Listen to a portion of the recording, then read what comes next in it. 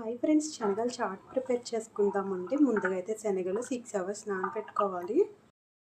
ఈ శనగల్ని శుభ్రంగా 3 సార్లు కడిగేసుకుని ఉడికించుకుందామండి. పెట్టుకుని వాటర్ వేసుకోవాలండి. కడిగి పెట్టుకుని శనగలు వేసేసుకుందాము. మొత్తం ఉడికిపోయిన తర్వాత ఉప్పు పసుపు వేసుకుందామండి. టమాటా కట్ చేసి తీసుకుందామండి. శనగలు అయితే ఉడికిపోయినాయండి. ఉప్పు పసుపు వేసేసుకుందాము.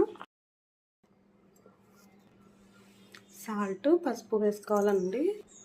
ఒకసారి అంతా మిక్స్ చేసుకుని వాటర్ అంతా వారబోసుకుని తీసుకుందామండి.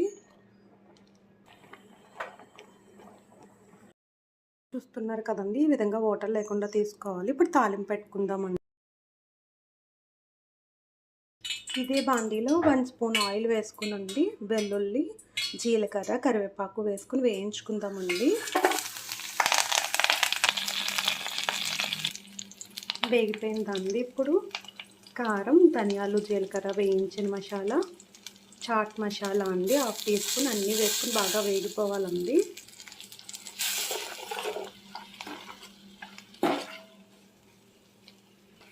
చూస్తున్నారు కదండి, వేగిపోయింది. ఉడికించి పెట్టుకుని శనగలు వేసుకుని అంతా బాగా మిక్స్ చేసుకోవాలండి. ఈ మసాలా అంతా ఈ శనగలకు పట్టేలాగా అంతా పట్టిందండి. ఇప్పుడు స్టవ్ ఆఫ్ చేసేసుకోవాలి. స్టవ్ ఆఫ్ చేసేసి ఆనియన్, టమాటా ముక్కలు, పైన గార్నిష్ కొత్తిమీర అండి. మీ దగ్గర కావాలంటే లెమన్ కూడా వేసుకోండి, బాగుంటుంది.